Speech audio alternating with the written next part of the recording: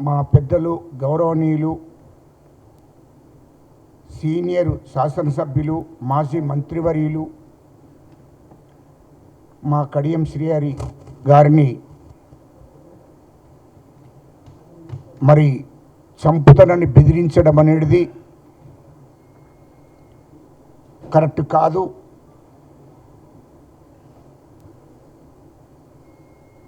కౌశిక్ రెడ్డి గారు మరి ఆయన శాసనసభ్యుడు, మరి చట్టం గురించి తెలియదా, రాజ్యాంగం గురించి తెలియనటువంటి వాళ్ళు అసెంబ్లీకి వచ్చి రౌడీయిజం చేస్తే అది కరెక్ట్ కాదు. తెలంగాణ ప్రజలు అన్నీ గమనిస్తున్నారు. అయితే హుజరాబాదు ఎమ్మెల్యే కౌశిక్ రెడ్డి మరి నిండు అసెంబ్లీలో మరి సీనియర్ మాజీ మంత్రి, సీనియర్ శాసనసభ్యులు, విద్యావంతుడు, అలాంటి వ్యక్తిని పట్టుకొని మరి కౌశిక్ రెడ్డి నిన్ను చంపేస్తా అనే విధంగా బెదిరించి భయభ్రాంతులకు గురి చేసే పరిస్థితి వచ్చింది.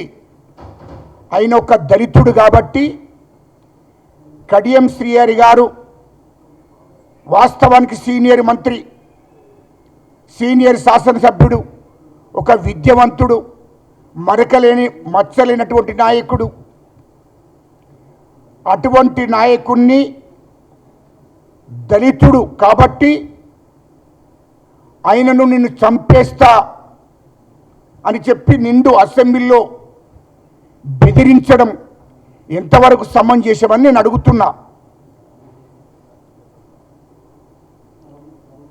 కౌశిక్ రెడ్డి గారు మరొక అంబేద్కర్ వారసుని, ఒక దళితుడిని పట్టుకొని కడియం శ్రీహరి గారిని నువ్వు బెదిరించడం, చంపేస్తారంటే మరి తెలంగాణ ఉన్నటువంటి దళితులందరికీ చేతులకు గాజులు వేసుకొని ఉన్నారని నువ్వు అనుకుంటున్నావా? మరి నువ్వేమనుకుంటున్నావో అర్థం కావడంలే. నీ గత చరిత్ర కూడా ఇప్పుడున్న మహబూబాబాదు, మానుకోట, ఇప్పుడున్న మహబూబాబాదు 2010లో వైఎస్ జగన్మోహన్ రెడ్డి గారిని తీసుకెళ్ళి అప్పుడు తెలంగాణ ఉద్యమం, తెలంగాణ ప్రజలందరూ తెలంగాణ రాష్ట్రం కావాలని కొట్లాడుతున్నారు. అటువంటి సమయంలో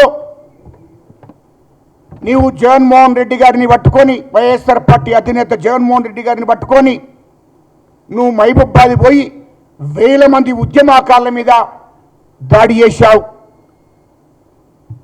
చేయించావు. అదేవిధంగా ఉద్యమకారులను 11 మందిని మీద దాడి చేసి కాళ్ళు చేతులు ఇరుగొట్టి చావు బతుకుల మధ్యలో ఆ ఉద్యమకారులను వదిలేశావు. ఆ రోజు వాళ్ళు ఎస్సీ ఎస్టీలు 11 మందిని 2010లో 11 మందిని హాస్పిటల్ వేశారు సావు బతుకుల మధ్యలో.